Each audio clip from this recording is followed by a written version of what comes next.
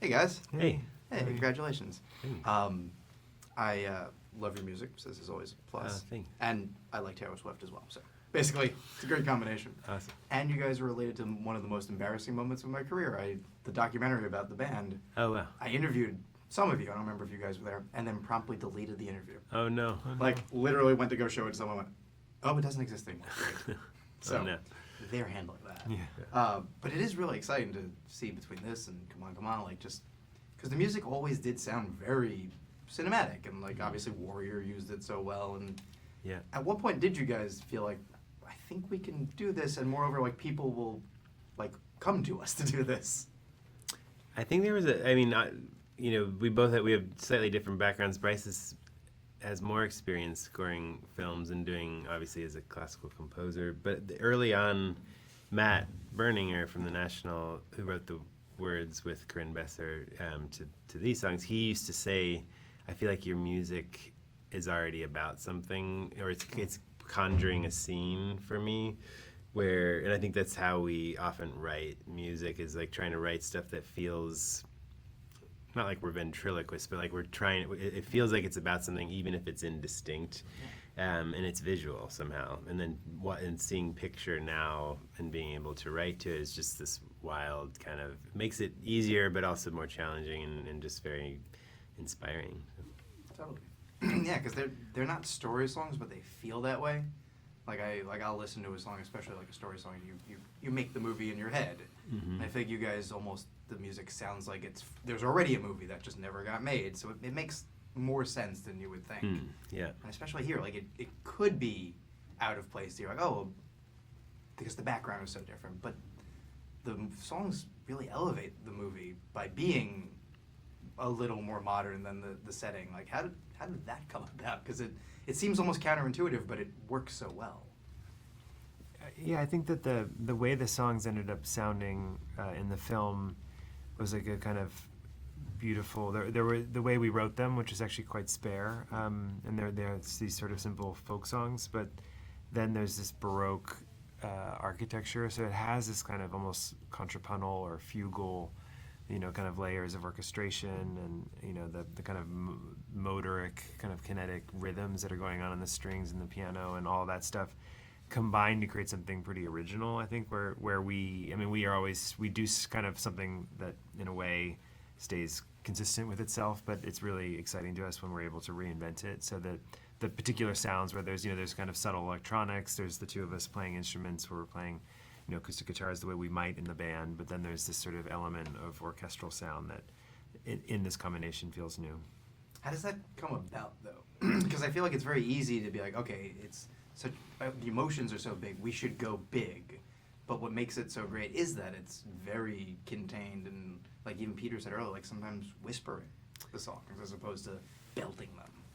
I think a lot of the melodically, Matt Berninger, his intuition is often not what you would, what a more trained musician or vocalist would do. He kind of he finds these, I don't know how you would describe it, they're almost like, we used to call them ugly ducklings, it's a melody under a rock and he unearths it, and then we give it life somehow, and somehow there's a formula where on the surface it's quite simple what's happening, but there's a sneaky complexity, or there's a sneaky pop song hidden in there, or I think that's what we're interested in, is this weird, take something simple and give it a complexity and give it an emotion and not oversell it, because I think sometimes when you're hit over the head with something, it kind of cheapens it. So. Oh, yeah. It's like with an album, no one ever likes the single most. It's always like, oh, track 7. Yeah, It'll be like, oh, Coney Island, that's my song. Yeah. I'm from there, but also I love the song. Yeah. And I feel like almost everything here feels like that, like the track you would love most from a record that you have to tell someone about. Because when you do, you're ranking, they're like, really? That's like 7th for me. Like, no, it's the best.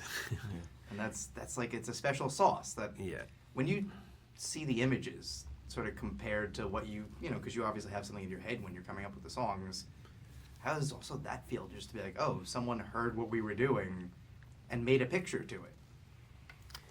I mean, it was amazing to be part of that process, and even see the storyboarding going on, and really be in deep discussion with Joe, the director, and even deeper than that, the visuals and visual teams and Seamus, the cinematographer. That's a rare experience for composers to get to be that integrated into a film. So it was really exciting, and I think the one thing, the emotional quality of this movie being so disarmingly generous and kind of direct, in our music that we're pretty kind of guarded sometimes. So kind of we let our heart into it in a way. There's moments where the song existed, but then in the 4-minute score leading up to the song is something that we really were able to kind of lean into the emotion of the scene, and then how that combined with the orchestration of the song. That is where it got really interesting. And does it make you more likely to want to do it again, or is it almost like this was such a good experience we should be guarded about how often we do this, or has it become a thing where it's like, well, no, this is a whole other path we could be taking? I definitely feel like it gives you confidence to have written songs now in service of a narrative and to pull it off, and also it's a great way for us to collaborate on certain kinds of projects that are song oriented in film. We enjoy it. 'Cause you can do writing a song, playing a song, like we've made a career, but this is a whole other way to do it. That kind of takes you back to square one. But now to know that you can do it again, that gets maybe the creative juices flowing in the way of like, oh, we hit our stride with this album. Oh, maybe we hit our stride with this score or this original song. It's, as a fan, it's just exciting. It's like more the merrier. Yeah. Thank you. Oh yeah. No. Just to sort of wrap up, like everyone has their favorite song. Like, what's your favorite song? Even though they're all yours, like, is there one that you respond to more?